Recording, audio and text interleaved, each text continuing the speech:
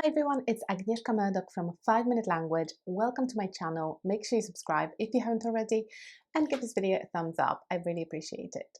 So today I'm going to talk about how I mastered my British accent. You may have seen my video about how to sound more British when speaking English. If not, make sure you check it out. It's linked in the description box. And I also have another video about how I got to fluency in English. So make sure you check out those two videos and give them a like as well.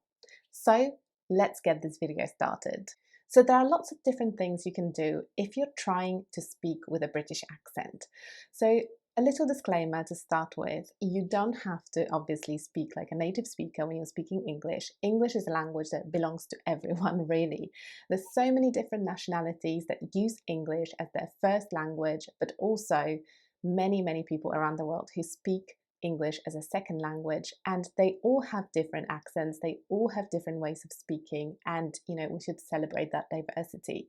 But I personally, when I was learning English, I was interested in the British accent. I like the way it sounds, so I'm going to share with you my experience of getting to where I am today, but also some tips that you can implement into your learning if you're interested in developing a British accent. So the first thing I'm going to say is intonation. Intonation is incredibly important whenever you're learning any foreign language at all. Intonation is very important. So intonation is how language sort of goes up and down when you speak. So it's the musicality of the language. So sometimes it goes up, sometimes it goes down, and sometimes it does it multiple times in one sentence. One good way of practicing intonation is basically using one sound to replicate what a native speaker is saying. So instead of repeating what they're actually saying, you are going to use one sound only just to replicate the intonation. So for example, the sound you can choose can be do. So you're just going do, do, do, do, do.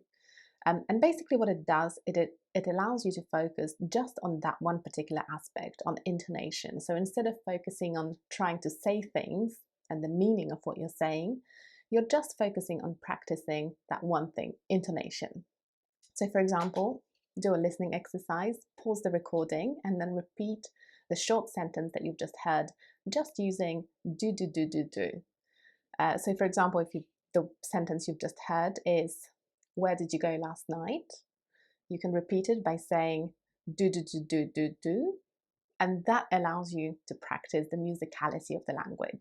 So the next thing is obviously the different sounds of British English. So I've got a separate video about that, make sure you check it out. But there are certain sounds that make British English distinct. They make it different from, for example, American English. So for example, how British English speakers pronounce the letter R is very different to how Americans pronounce it, for example. So it's good to be conscious of what these sounds are. So obviously on my journey to sounding more British, I had to learn about those differences and about those different sounds that exist in British English that don't exist in other dialects or other accents. So make sure you read up on that, or just watch my video that I linked in the description box below, and try to practice those sounds yourself. It's also very useful to actually read about the theory of what happens when you pronounce each of these sounds in a particular way. So what is your mouth actually doing? The theory of that is very useful because you're able to replicate that. So for example, there are certain sounds when you pronounce them, you make a kind of throaty sound, or your tongue is in a particular place in your mouth, or you open your mouth or you don't open your mouth in a certain way when you pronounce a sound. So it's useful to read up on the theory of that as well. The next one is similar to the tip about intonation that I gave you at the start of this video. And this one is about stress. So there are two types of stress. There is word stress and sentence stress. Word stress is about emphasizing one particular syllable or two particular syllables in a word, and sentence stress is about emphasizing a particular word in a sentence. So you can use the same technique as I mentioned with intonation. You can use the same thing for practicing stress. So listen to a recording, pause it, and then repeat, just focusing on stress. So stressing individual syllables or stressing individual words in a sentence. Okay, the next thing I did when I was learning English and trying to master a British accent was watching a lot of YouTube, and particularly watching vlogs is a great thing. The reason why vlogs are great is because people who make them, their language is less polished than, for example, the English that presenters on the BBC News use. So it's more kind of natural, and it's more, you know, how people will sound on the streets. There are also lots of British shows that you can watch if you're trying to practice your British accent. That's something I personally did as well. There is a channel called BBC World, which you can access in many different countries. When I was living in Poland, I watched a lot of BBC World because it showed the different shows that people in the UK can watch on the kind of normal BBC channels that they have access to. And it's a great way to just listen to how people sound, and you know, you can pause those shows, you can repeat what they say, you can focus on a particular sound that you're trying to practice, but you also pick up lots of words and expressions that are used specifically by British English speakers. So if you've got Netflix, for example, there's lots of shows on there that you could be watching.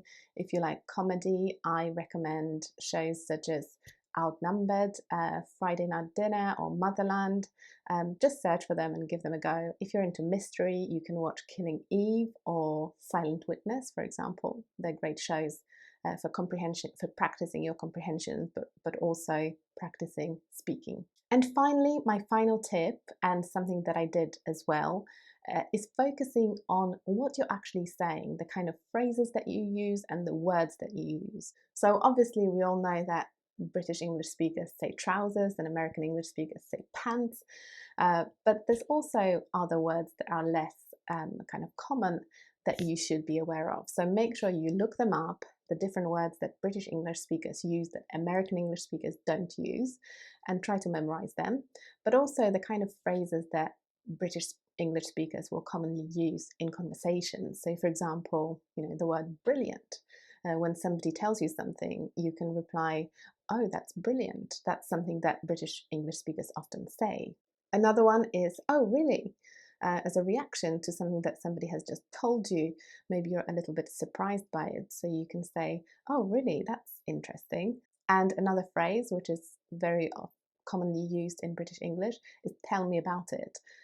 When somebody tells you something that they want to complain about, and you understand what they mean, you can say, "Oh, tell me about it."